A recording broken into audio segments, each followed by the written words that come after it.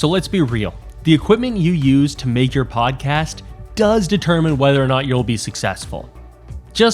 It doesn't determine whether or not you'll scale to a huge level. Why? Because equipment doesn't distinguish you, it doesn't set you apart, it just creates a base floor of quality. And you need to hit that floor of quality to actually grow your podcast. If you're below it, there's nothing you can do. You can make a million podcasts and it's just not gonna end up going anywhere. So let's get you set up and let's get you hitting that baseline. The bad thing about this is that equipment costs money. The good thing is you don't need to be buying the most expensive products out there. In fact, buying that really expensive stuff is honestly more trouble than it's worth. In this video, I'm going to give you exactly the 4 pieces of equipment you should buy right now to set up your podcast. And you know what?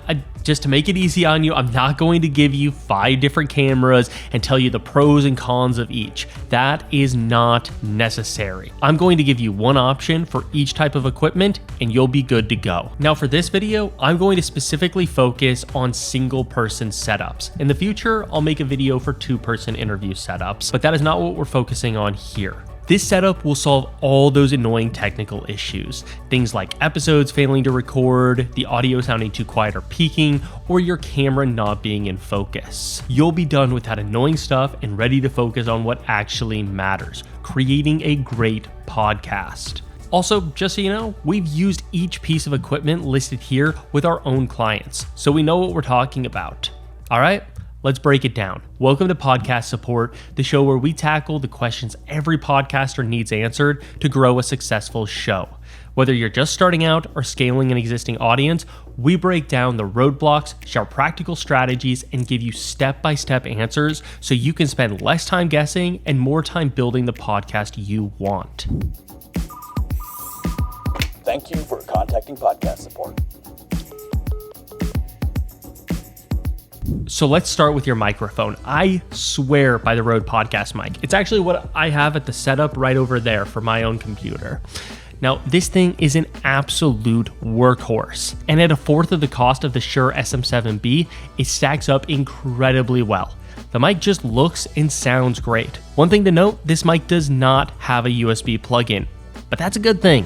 I'll get to why in the next piece of gear, but just make sure when you buy this mic that you get a couple of XLR cables. You never know when one will break, and honestly, it's better to have an extra than to be down a mic when you're about to interview someone. Also, grab a mic stand. I'm partial to Rode's Studio Arm. It's easy to set up and adjust. Plus, when you're not using it, you can easily tuck it away on the side of your desk. So that total microphone setup is about $248 plus tax.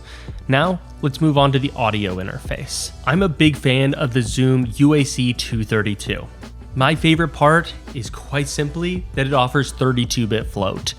32-bit float ensures that you won't speak too quietly or loudly, which makes a huge difference. This is why it's important that your mic has XLR hookups rather than USB, like, for example, the Blue Yeti. Pretty much all USB mics don't support 32-bit float. I'm such a big proponent of 32-bit float because I don't want you having to fix bad audio or re-record an interview because the audio is completely unusable. Remember, burnout is the #1 reason podcasts end, so it is vital that we get rid of those technical issues that make burnout inevitable. Now, the Zoom UAC 232 costs $199 plus tax. I'm not going to do the tax for you. You might live somewhere else. How am I supposed to know? Now, let's move on to cameras. And for a single person, I really believe in webcams. They make it a lot easier to utilize, plus there's not as much setup. So the option that I think is best is the Elgato Facecam 4K. This camera is awesome. It's super easy to use. Plus, the Elgato Camera Hub is a fantastic app for your computer that allows you to adjust the camera settings.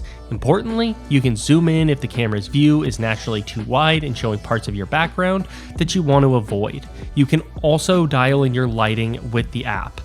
As with everything else on this list, there's not a lot of bells and whistles, which is good because those just get in the way of putting out content consistently. You can get the Elgato Facecam 4K for around $200. Now, finally, onto lighting. Lighting can make a huge difference in the look and feel of your podcast. Bad lighting tells the audience that you may not be trustworthy, but too nice of lighting can come across as unnatural for YouTube and social media. so it's about striking the right balance. With that, we're really enjoying the Amaran Verge. It's compact, so it's really easy to squeeze into tight spaces while delivering a strong, clean light source. You can see it right over my shoulder there. The Amaran Verge goes for around $100 when you bundle in with the light stand. With these 4 pieces of gear, you'll be ready to record no problem and avoiding burnout. So if you're on the hunt for new and better gear, well, we've got you covered. Thank you for contacting podcast support.